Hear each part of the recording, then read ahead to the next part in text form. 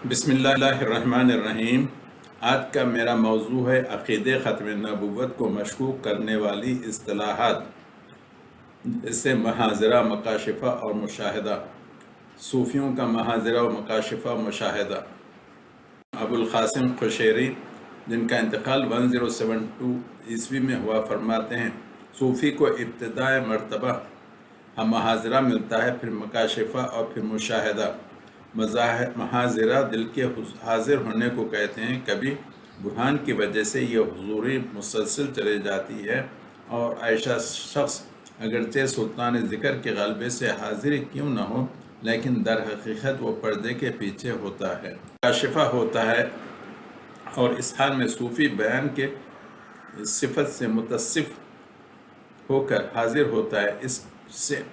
اسے کسی دلیل میں غور کرنے یا راستہ تلاش کرنے کی ضرورت نہیں ہوتی، نہ ہی شک و شبہات کے اسباب سے پناہ مانگنے کی ضرورت پڑتی ہے، اور نہ ہی غائب اشیاء کے اظہار میں کوئی دشواری ہوتی ہے۔ اس کے بعد مشاہدے کا مرتبہ ہے۔ اس میں مشاہدہ کرنے والا بارگاہ الہی میں یوں حاضر ہوتا ہے کہ وہ صحیح حالات کا مشاہدہ کرتا ہے تاکہ ان میں شکوک نہ رہیں۔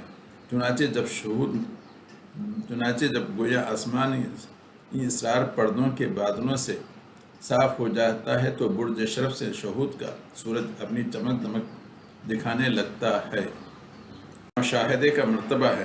اس میں مشاہدہ کرنے والا بارگاہ الہی میں یوں حاضر ہوتا ہے کہ وہ صحیح حالات کا مشاہدہ کرتا ہے تاکہ اس میں شکوک نہ رہیں۔ چنانچہ جب گویا آسمان اسرار پردوں کے بادلوں سے صاف ہو جاتا ہے تو برج شرف سے شہود کا سورج اپنی چمک دمک دکھانے لگتا ہے۔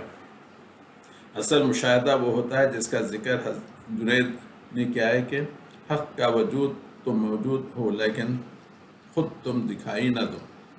صوفی کے دل پر انوار تجلی کا مسلسل ورد ہوتا ہے، درمیان میں کوئی پردہ یا رکاوٹ نہیں ہوتی، بالکل ایسے ہی جیسے لگاتار بجلی چمکتی ہے، اور جیسے بجلیاں مسلسل چمکنے سے تاریک رات ایسے روشن ہو جاتی ہے جیسے دن چڑھ آیا ہو۔